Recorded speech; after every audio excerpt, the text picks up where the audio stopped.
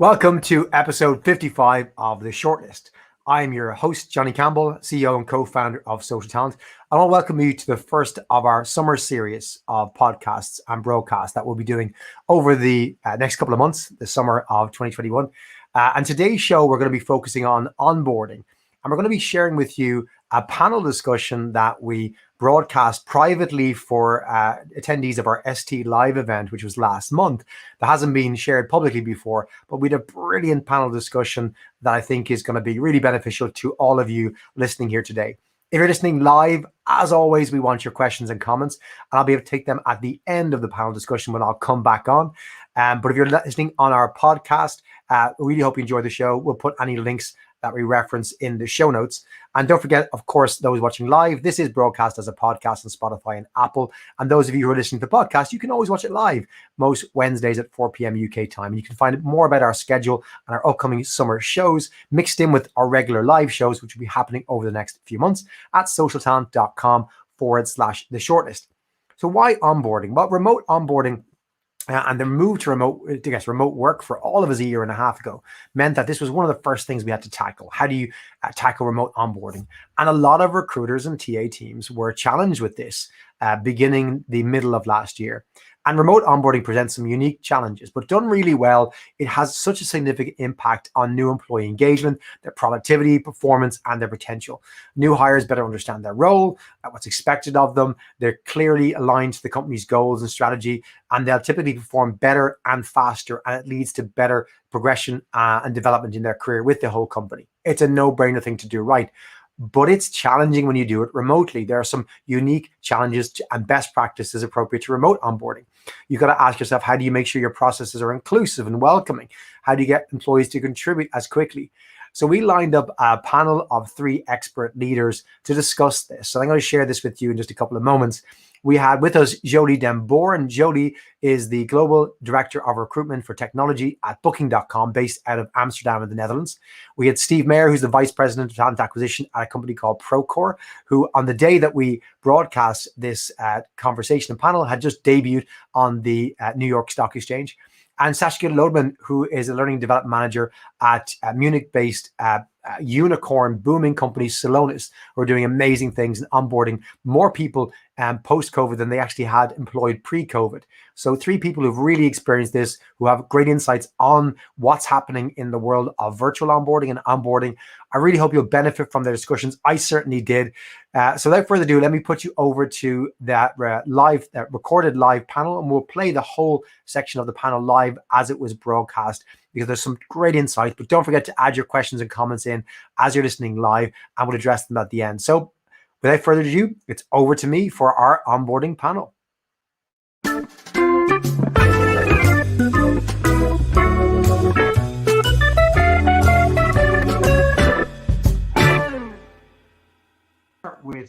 With Jolie. I can't see you on my screen, Jolie, so I'm going to move there you are, move my camera view. So great to have you here, Jolie. You actually have an interesting story, not just talking about onboarding as your senior TA role, but you are someone who has been virtually onboarded. You're relatively new to Booking.com. You got onboarded in a pandemic. Can you tell me a little bit about Booking's onboarding process from your perspective as a newly onboarded employee? Yes, sure. Yeah, I'm on board. I started working 18th of January in Booking, after 10 years in Cognizant almost. So I came from a really warm company where everybody knows me, and I knew everything, to a company completely new, completely in lockdown. Our company offices are closed at least until end of October. But I have to say, I got an extremely well welcome, and there were some things they did really well. So before onboarding, after I accepted the offer, since then, my current manager had a bi-weekly meeting with me already to prep me for onboarding, what worked out really well. And then as soon as, and 2 weeks before I joined, I got my laptop, my phone, every equipment I ordered was already at my home. So everything was ready before starting. And then when I joined, I got the first week a program for how the first week looked like, for the first month, and for the first 3 months. So a really strong introduction program where we had 3 half days virtual onboarding with all new joiners in the company. Besides that, I had the first week program with only my peers and my direct reports. And after that with the management. So they had set a really clear program step by step. So that, that was fantastic. The people were really warm and welcoming and good sessions. So I really had a good onboarding. That pre-boarding element, Jody, earlier, Angela from IBM talked about how their focus during particularly the pandemic was on removing anxiety from their 27,000 employees that they onboarded last year in the pandemic. You know, from your perspective, what were the key things that helped remove the anxiety for you of not just joining a new company, but joining a new company in a pandemic virtually? Yeah, I think the pre-reporting is really important to keep the alignment. Of course, yeah, you feel a little bit unsafe leaving a really safe place behind, and to really buy in and get to know the people up front. I think it's key to your success later on because you come in much more comfortable. I think it really helped me. I love this. We had a comment from Angela on her slide, which was that something along the lines of, you know, your first day is not your first day, but it's the celebration of you joining us. You should have joined us before that in terms of the pre-boarding Yeah, program. and then they also really the last team meeting they had before I joined, I already went in and I got a good overview about the people, connected with all my team members already on LinkedIn to get to know them a little bit upfront already. I love that. I love that. Thanks for that, Yeah. Jody. I'm going to come back with a couple of questions in a few Yeah. minutes, but Steve, I'm going to go to you. You're still on a high from the IPO yesterday, no doubt. A big week for Procore.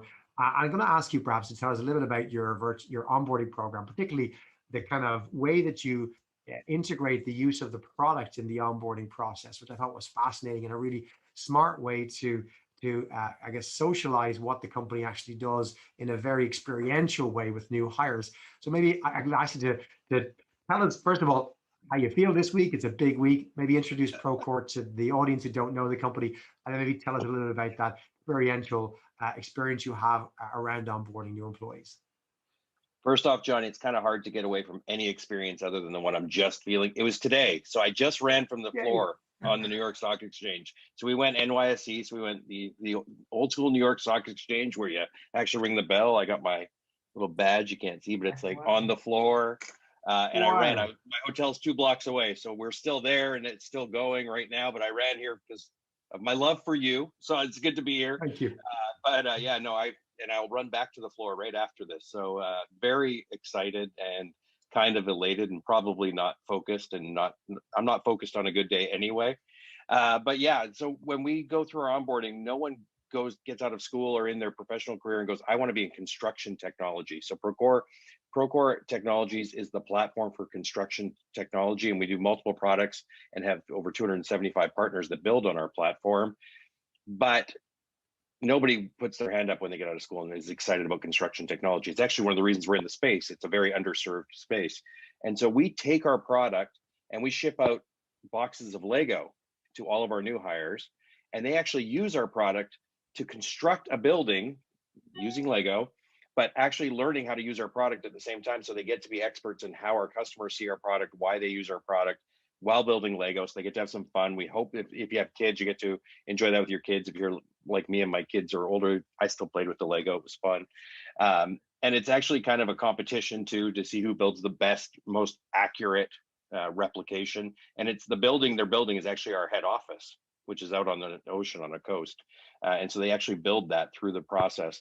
And it gives them an introduction on how to have some fun together. Our culture is about enjoying each other and really getting to know each other, but also getting to use the product and learning through orientation and learning in a way where it's virtual and you could feel detached, but you're all doing it together and people screw up all the time. And that's part of us trying to get people to understand that our culture is also about being perfectly imperfect. We don't expect people to nail everything on the first go. We just expect you to get up and be optimistic and try again. And so it goes through that experience and it's worked out really well. And everyone likes it because it's weird. It's kind of funny to get toys sent to your house for your first day of work. I like that. Is it something you're measuring? Are you polling or NPS surveying folks to understand, are they enjoying this, and what are the insights? We are, yeah. It's kind of like we try and lead with humility, so this doesn't sound like it. So the last score, like our last, I think 6 months, we've been in the 98 to 99 on NPS. Wow, that's amazing. But in fairness, a big part of it is too, like our executives quickly understood. They had always been involved in orientation. Our orientation is a full week, the first week, and then we do boot camps for different functions. They've always been pretty involved, but they realized right away when we went home and had to switch to virtual, because we didn't have any virtual prior to that, that they needed to be all in. And so all of our executive team spends time in orientation with each of the class, and they each own different parts of walking through the mission, the vision, our values, why we care. We talked about pre-boarding a bit, and you and I have talked about this separately, the difference between different parts of the world and their approach to pre-boarding based on just the average notice period. In your experience, how much of a focus is put on pre-boarding in the US versus other markets where perhaps the notice periods are longer? A lot less. We do try, but you're right. When it's condensed to 2 or 3 weeks instead of 2 or 3 months, it can be a lot harder and a lot tighter to try and get that for people to wrap up work before they move on. And so we don't overload too much because of the US model. And while we're predominantly hiring in the US, we do hire globally. And so we try to be aware. We do have our teams in the UK and Australia and Singapore and Abu Dhabi understanding that they do have longer notice periods. So here are some other activities to do. So we have built that out for our leaders in those areas. But in the US, we try not to load it too much because there's already enough stress on people trying to switch jobs. I'll come back to explore that a little bit further with you in a few minutes, Steve, but I'm going to jump to Saskia. Saskia, you have, as an organization, probably an even bigger challenge, sending the Lego out and having somebody, experience construction is one thing, but your product is that much more technical, I'd argue, and probably that much more difficult to explain to everyone working in the organization. Maybe the engineers might get it, but not necessarily everyone else. And the growth rate that your company has experienced, particularly in the last year, has meant that, if I'm not mistaken, more than half the workforce that work for the company today were onboarded virtually in a pandemic versus were there before. Can you walk us through the program you've helped build more recently, and tell me a little bit about why you built it in that way and what the focus of that is? Yes, sure. And yeah, indeed, to all of what you just said. First of all, yeah, hi everyone. Thank you for inviting me. It's really a pleasure to join this panel today. Yeah, our virtual onboarding week is actually happens once a month, and just because we are in this insane hyper growth phase at the moment and have between 80 and 100 participants each month. So it's like a real big onboarding week, to be honest. And yeah, it's consists of different elements. So we try to also bring a little bit of a variety for the participants. So it's we have self-paced trainings they normally do just before the actual virtual onboarding week. We have live sessions with our executive team members and experts from different departments. And why we need experts from different departments is just like what you said, our product is not like well known or easy to understand for everyone who doesn't come from a very technical side. And we also have a lot of networking opportunities and a little team challenge. And this team challenge is actually more or less the heart of the goal, how we succeed that everybody understands the company, the product, and our culture. And you mentioned to me when we had a conversation, and I think it was mentioned by Jolie as well, the importance of leadership. And I asked you when we first spoke about this, did you find it difficult to get the leaders to give the time over continuously these sessions that they would have to deliver, these live sessions with new starters? I wonder if you mind sharing with me the answer that you gave to me on that. Yeah, interestingly, it goes very, very well because we have our C-level leaders who are really behind onboarding and really obviously want to grow and want to succeed in onboarding our new joiners and also keeping them. So it's actually very, very easy. They're super motivated, and I always, and yeah, I mean, don't tell anyone, but It's almost every month that one of our C-level leaders asks me if I need any assistance, if they should join Launchpad Week, because they know how important it is for us as a company to succeed. So I think that's also the most important aspect why our onboarding week is successful, and we're keeping our people. Great to hear. Great to hear. Thanks for that. I'm going to jump back to Jody for a second. And Jody, again, whilst you spoke from your perspective as a new starter, you are, a senior leader in the TA team, and you have the opportunity through your colleagues to influence future onboarding processes. What have you seen as someone who's experienced it firsthand? What have you seen in the onboarding process that made you think, okay, that's a thing we need to either heighten or do more of, or there's something that perhaps we need to focus and maybe do less of? It wasn't a great thing. Or maybe even talking to other people who've been onboarded. I think what worked well is giving a lot of personal time with people. So I was amazed about the senior leadership making the time to speak with you, to really go through their org and explaining what everybody was doing. But yeah, what doesn't work so well? Yeah, what doesn't work? What is really hard? It is really hard to connect the dots. So normally you come into an office, you see people having a coffee, who are friends with each other. You go into a meeting room, you feel the atmosphere, and now you only see this. So you don't see what are the real connections. You don't see the politics. So that makes it a little bit more hard to onboard. It will take more time to get that knowledge, because the gossip doesn't come in the first weeks, especially not a video screen. So I think, yeah, it's important to help really connecting the dots more. So really give this overview: who's working with whom, how does it work, what are the products, and more deep dive into that. Because that is a little bit missing, and you go too quickly into the materials and start working on projects, let's say. Our prior speaker just before the panel, Simon, talked about the importance of trying to align new starters with the vision, the strategy of the company. Was that something that was done quite seamlessly with you in your experience?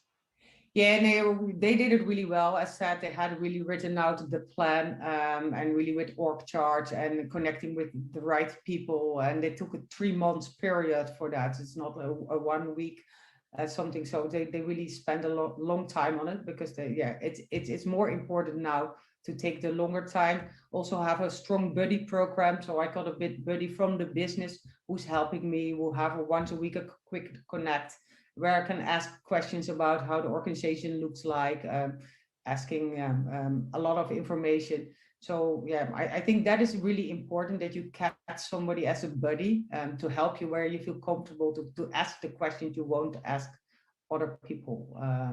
And I think that helps a lot. Yeah, I think there's a lot of science around the importance of buddies and how they really help new starters. Thanks, Jody. I'm going to jump to Steve for a second. Steve, again, your organization is scaling on an incredible rate, and you're looking to expand internationally as well. What are some of the big challenges that you've seen when you're trying to create a virtual onboarding experience on scale and adapt that as you go, and you adapt it perhaps for different roles, different cultures, different markets? Oh, there's so many challenges. And I love the buddy program. We do that. And I think we don't do it well enough. I need to amplify that more. I think one of the pieces we've done to continue that is create a Slack channel for every orientation class. So that group gets to stay connected and see what other questions each other's asking. But to answer your question, Johnny, the hardest part we have on the global side is just the typical everyone's challenge with global, is when you try and cover around the clock and still build connection and have live content. Because we can have our mission and vision, we can have our CEO likes to walk through the mission, our COO, he's now moving into a new role called Chief Cultural Officer, focuses on values. But typically when it's in the middle of the night, those are being done on video, and it really doesn't build anywhere near the connection, because where the beauty of having executives involved in it is when they can actually share stories and go back and forth and take questions. So what we have tried to do is we've tried to break it up a little bit and go, and we're actually doing this right now because we have a month of development where we're having keynote speakers, one or two keynote speakers a week, And we're doing them at just all hours of the day across the board and making it really wide open for every employee. It doesn't solve the problem, but it allows for connections of other groups that you might not normally get. But to be honest, I was hoping someone else was going to have a great answer for that one, because I don't think we're doing the best job at it. We're trying and we care and we want to make sure we're listening. But our NPS score on our international is typically trailing our domestic for the US, even though there's the 3-hour time change in the US. But the international, the other piece we have done historically, which obviously we can't in COVID right now, is we've sent executives out to help lead sessions from locations. We've asked executives in region to step up and actually own more parts of that and be there and run the Q&A. But what I really am trying to still focus on is how do I build those connections between APAC and EMEA, not just with the US, so we get out of thinking we're a US-centric company. I don't know if I answered your question, Johnny, but it's a huge challenge that we're not doing. We're trying and we put in every effort, but I don't think we're great at it by any stretch. You mentioned storytelling, and you know, in your past, you've worked for Disney, you've worked for Lucasfilm, you know, arguably two of the best storytelling organizations in the world. Anything that you can take from your prior experience around storytelling that worked really well in an onboarding type situation? Yeah, certainly. Definitely, you're right. Both of those brands have some pretty decent stories to be able to tell. And like when we're onboarding at Disney, when you actually go to the studio lot and you get to walk through the underground tunnels where, you know, the film that was printed on glass is actually still there. You can still see parts of it, and some of it's wrecked because the old cinematographers used to ride on it down the hill for fun, to surf on it. So it's kind of like you can get those kind of, but it's those real stories that matter. It's the same with Lucas, but I think where I'm at now with Procore, we talk a lot about our stories to try and give a real sense of what the culture is like, and that it's an overnight success that took 22 years. And trying to get people to understand that, yes, we're going like this right now, but there are hard times in every company. There's going to be hard times in your job. And so we use stories to talk through that a little bit, what it was like when, you know, we were like first selling our product and there was no Wi-Fi on a job site. So we actually were selling our product for $100, $180 a month, and buying Wi-Fi routers and actually going out to job sites, flying to job sites and putting the Wi-Fi router on a pole. Imagine the cost of flying there, getting a ladder, getting a Wi-Fi, like your own router, and us paying for all of that. We were like losing money hand over fist. But having people understand how dedicated we are to making this product work in the long run, and people getting a better sense of what it really was like when we struggled to make payroll, when we were trying to regrow. And so we talk a lot about those stories and how the company really was founded in the backyard of someone's house, and it just kept growing from there. And then it failed because the housing bubble was not a really good moment for construction. But it's those hard times where you get the best stories. And so we really try and focus and tell those stories so people get a sense of where the heart is in the company, why we do care about our employees, why we did do things like differently, and why we've treated people the way we do, and why we continue to do it. Because I think that's where it's real. It's not HR putting something up on the wall saying happiness is. No, it's like, this is really what we are. And when we say optimistic, we don't mean everyone's smiling. Means we get knocked down a lot, but we get back up and we help each other out. But if you see someone else knocked down, your job is to help them get back up. And then we go through stories for it. I love that, the Chumbawamba method of life. Steve, thanks Yeah. for your storytelling is really important, and it's, you know, you can scale stories if they're the right stories that make that moment happen. Saskia, I'm going to go to you. We have a question coming in from the audience.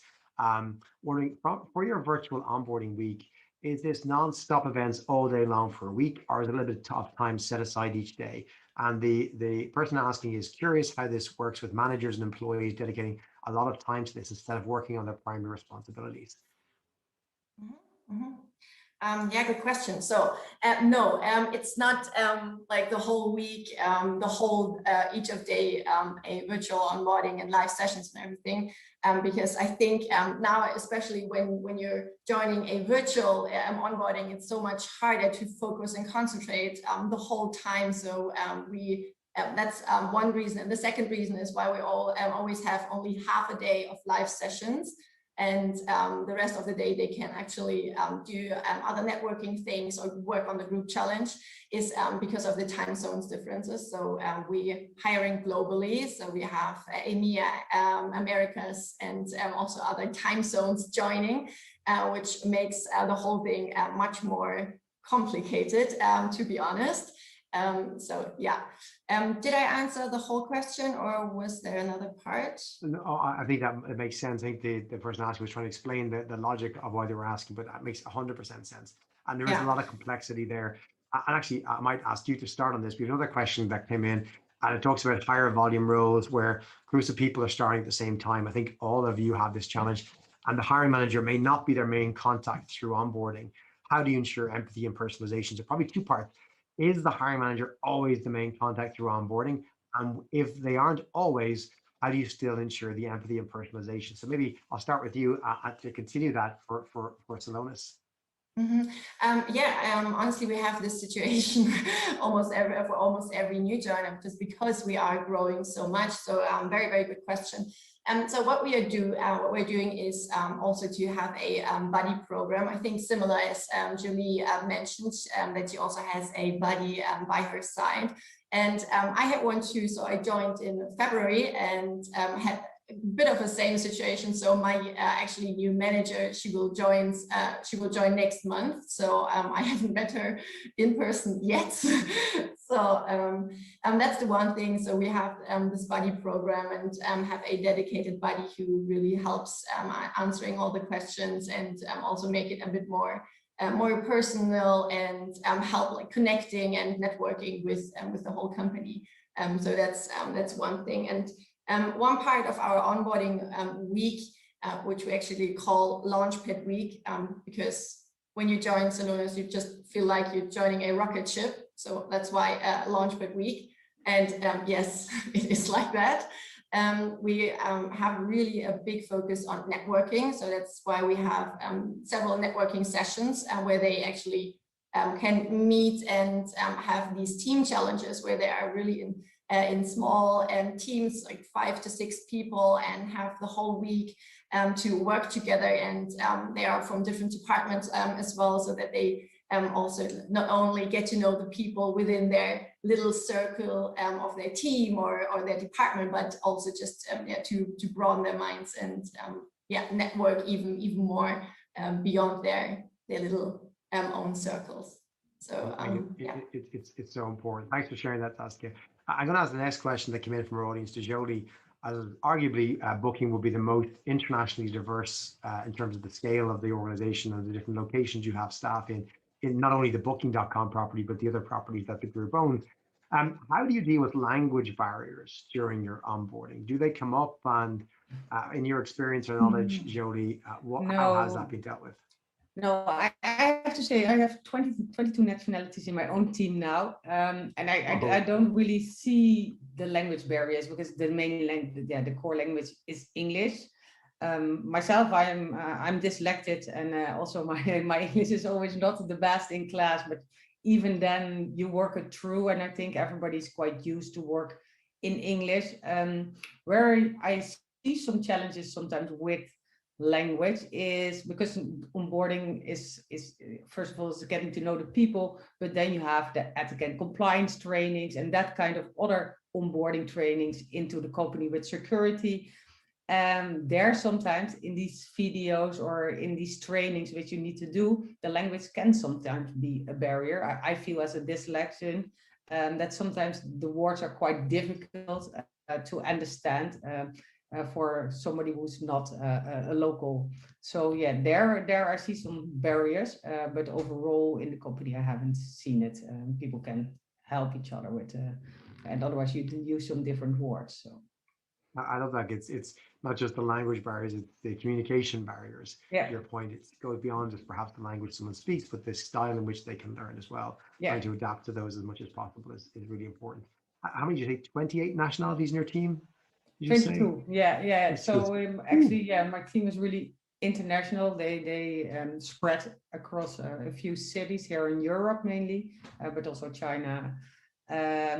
And yeah, also there, that is also, it is not only your onboarding, but also onboarding as a manager. You know, how do you get to know your team really well? So there I did also some exercise with, so I gave them a small questionnaire, a prompt, which they could answer. And then I set some personal time with all of them. It took a lot of time, but I really got out of it what I wanted. So really get to know the people really personal.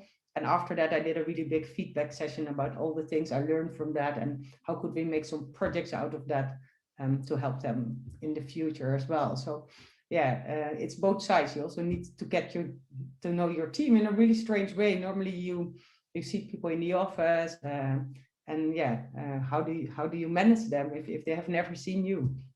It's a great point. I was heard today from somebody who was saying that in their organization, when a leader starts who has a team, she will send out a survey to her team around communication style. And that forms the basis of a conversation that she gets to then have one-on-one. So rather than just meeting for coffee, it's tell me about your communication style, I'll tell you about mine.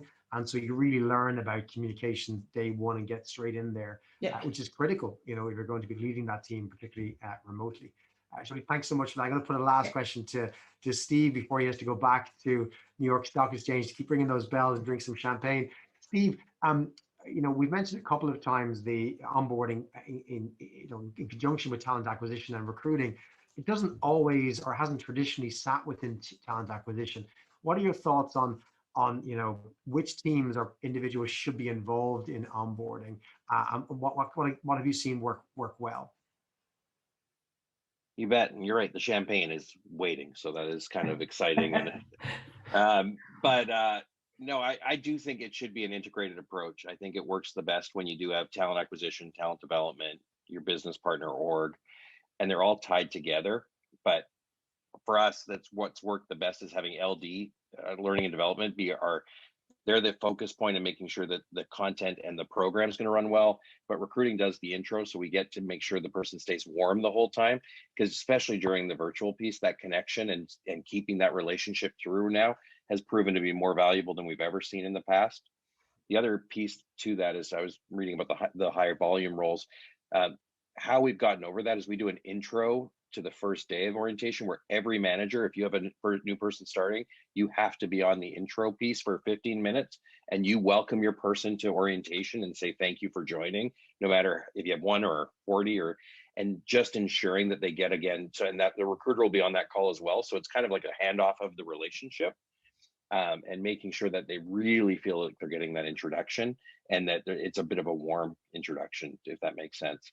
And then sort of the last piece, I like answering lots of questions. I've had too much caffeine today. But with new managers, we do a new manager integration program where it's a facilitated program with their direct reports, and they get to ask lots of questions to the facilitator who then compiles it and then gets the new manager to actually walk through their answers and their thought process to try and really build that team bond quickly as someone comes on board. Because again, you have people all over the country and all over the world right now. And we found that's worked really well too. And the feedback from the new team members is really good, as well as the leaders, because they get to know what people are, what they're wondering, because it's facilitated. It's also not me asking you because I'm nervous about it, or I applied for this job and I didn't get it, so why did you? It's a bit of a safer environment, and that's worked really well. But to answer your question sort of full circle, I think learning and development they can be a great centerpiece, but it has to be integrated and you have to have a good handoff right now, because it is so easy to change jobs. I've never seen a market like this, and you could change jobs in a heartbeat. All it takes is a UPS or a FedEx or whatever mail delivery service, and you're in a new job, and it's like crazy. And if you don't build that relationship early and often and just keep investing in it, you're going to lose people. I love that. And I've heard it said before, but it just always comes back to me that the currency of trust is time. And I think all three of you have mentioned how the organizations, the leaders you're working with, the colleagues, the senior executives have put the time in. And that might be one of the most important ingredients, is that you're seeing that, and that's going to engender trust in your new employee. I want to thank all three of you. I could keep going, but Steve is champagne to go to. I know that Saskia and Jolie have got to get back. Go take that card, go get the champagne. Congratulations. Saskia, Steve, Jolie, thanks so much for joining us on the panel today. And thank you for listening to that panel discussion that was recorded last month for our ST Live. Hope that's really kind of given you some insight in terms of what senior leaders in scaling organizations are doing around onboarding and where it's going. There was reference to the IBM case study, which you can read about online. And hopefully if you're a SocialTalent subscriber, you can find out more in upcoming release of onboarding content we have going live over the summer to help leaders develop better strategies around onboarding for their teams and for newly onboarded employees to guide them through the journey between over the first 90 days. Kingsley Aikens was on our show a few weeks back, and Kingsley talked about networking and the power of networking. And it's been shown in many research studies that helping employees build better networks internally from day one is one of the most critical things a leader can do. And whilst we saw a lot of really good insights in terms of what great onboarding practices look like, I think we're still seeing this lack of soft skill type approach to onboarding in large organizations and small organizations. We're focusing on largely hygiene factors. What is our strategy? What is our product? Who are the people in the business? And less on how do you build, for example, a culture of networking in your team, which is has been seen to quicken by up to 25% the process of onboarding and getting to full ramp, but also building better networks for that employee to pursue her career and develop her career and get things done in the new networked organization that all of us pretty much work in these days, where it's not just about the team around us, it's about how we integrate with the whole organization. Hopefully that's giving you some food for thought. We're going to be back to our regular type of schedule next week. Next week coming up, we have a panel of guests joining us live on the show. We have Jax Willie, Billy Parker, and Aaron Pierpoint joining us to talk about how we can create and sustain employment for the visually impaired. So we've invited Jax, who's from Orion Global Talent in the US, Billy Parker, who's the program director at National Industries for the Blind, and Aaron Pierpoint, who's the head of talent strategy at Bristol Myers Squibb. And we'll be talking about some of the initiatives that Jax, Billy, and Aaron and ourselves here at SocialTalent have worked on and are working on to try and create opportunity for the visually impaired and to bridge that divide that currently exists. And we'll examine what is that divide for that particular area of, disadvantaged individuals who aren't given the same opportunity as others. And we'll show the data, but shed a light on, or shine a light on what is working, what has worked, and perhaps what we can do going forward. So tune in on Wednesday, 23rd of June, live at 4 p.m. UK time, 11 a.m. Eastern, 8 a.m. on the West Coast. Or you can check out the podcast that evening. So next Wednesday evening or Thursday morning, wherever you are in the world, on iTunes or Spotify or wherever you listen to your podcasts. Meanwhile, I hope you enjoyed our panel. Thanks for joining the first of our summer series. We'll be back with more of our summer series discussions over the course of the next few months. But we'll be back with our regular live audience and live show next week. Until then, take care.